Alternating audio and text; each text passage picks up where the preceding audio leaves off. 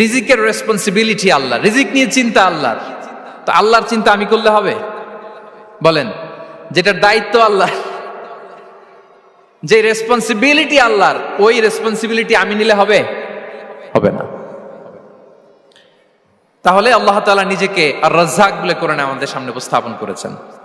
রাজ্জাকের তিনটা বৈশিষ্ট্য আছে, যেই সত্তার মধ্যে তিনটা বৈশিষ্ট্য খুঁজে পাওয়া যায় তিনি হচ্ছেন Ar Razzaq, the provider, the sustainer. Ar Razzaq কোন সেই তিন গুণ? এক নম্বর গুণ হচ্ছে নো ডেফিসিয়েন্সি, তার কোনো অভাব থাকবে না।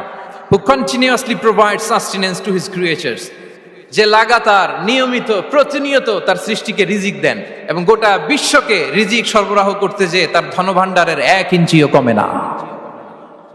সুবহানাল্লাহ বিহামদি। এই যে সাইয়েদনা আদম আলাইহিস সালাম থেকে শুরু করে আপ আনটিল নাও গোটা বিশ্বের সবগুলো মানুষকে, জিন জাতিকে, পক্ষীকুল, সাগরের অতল গহ্বরে দ্য ব্লু ওয়েল, নীল তিমিগুলোকে, বিশাল মাছগুলোকে, এই সব কিছুকে যে আল্লাহ তাআলা রিজিক সরবরাহ করছেন, আল্লাহর যে ধনভাণ্ডার একটু কমে আসার কথা না এতদিনে? কি বলেন?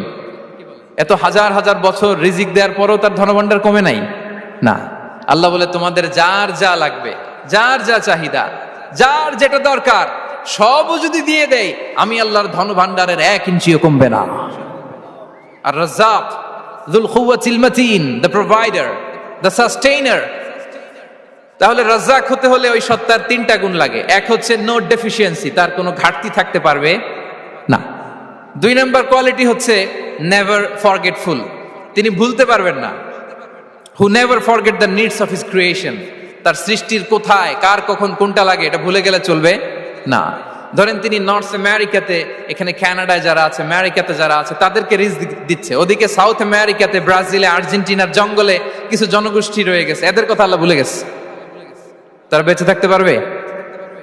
আফ্রিকার জঙ্গলে যারা আছে তাদেরকেও যে রিজিক দিতে হবে, যখন যেটা লাগে সরবরাহ করতে হবে, এটা যদি আল্লাহ ভুলে যায় তোরা বাঁচবে? বলেন। তাহলে যিনি আর রাজ্জাক তিনি হচ্ছেন নেভার ফরগেটফুল, কখনো তার সৃষ্টির কখন কি লাগে এটা কখনো তিনি ভুল